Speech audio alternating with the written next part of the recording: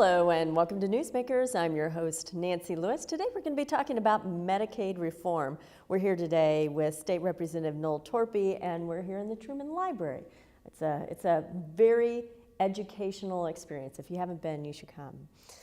So what a difference a year makes. This time last year, you were going from town to town and place to place, all because you had the very large responsibility of investigating Medicaid reform and how it might work in our state. So here we are a year later. Tell me what you think is going to happen with it this year. Well, first, thanks for having me again, and I also love being here.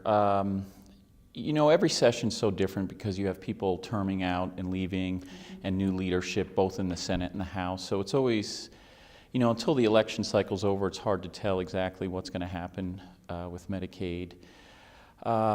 You know, nothing's really changed as far as the policy part other than the state of Pennsylvania with the Republican governor passed it just recently, which is a good thing.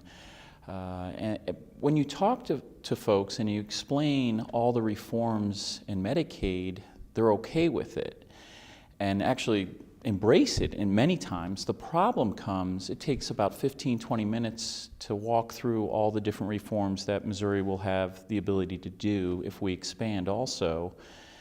But you talk, and then you mention Obamacare, and it just, the floor falls out. And it really becomes, the policy is wonderful, and it's just a matter of getting around the politics of it. So I'm hearing that this year it really has a chance. You know, I'm always optimistic, or try to be optimistic. I think it's still an uphill battle. You know, it's a non-election year, and really until after the election and see exactly who wins on the Senate side and on the House side, I'm going to keep pushing it. I think it's the right thing to do. I mean, I think Missouri, whether you like the Affordable Care Act or think it's a train wreck, we should make it our own. And we have that possibility to do, and we can thank the Supreme Court for that, but we really have a chance to make it our own.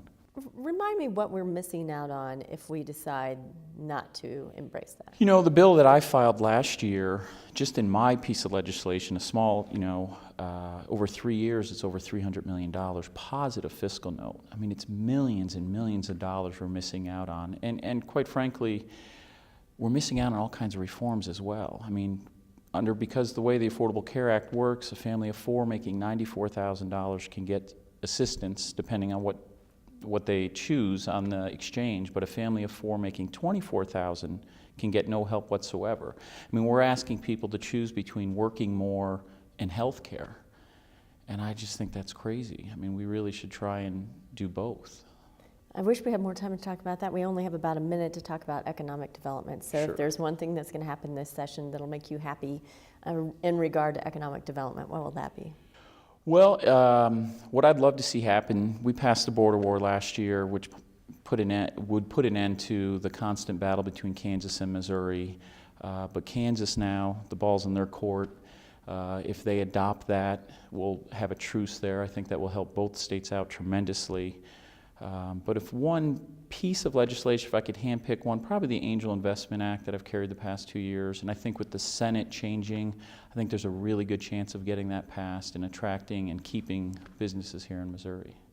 Well, I wish we had more time to talk about that, but we're out of time. Well, thank you so much. I greatly appreciate you having me. Thanks for being here, and thank you for being here. We hope to see you next time on Newsmakers.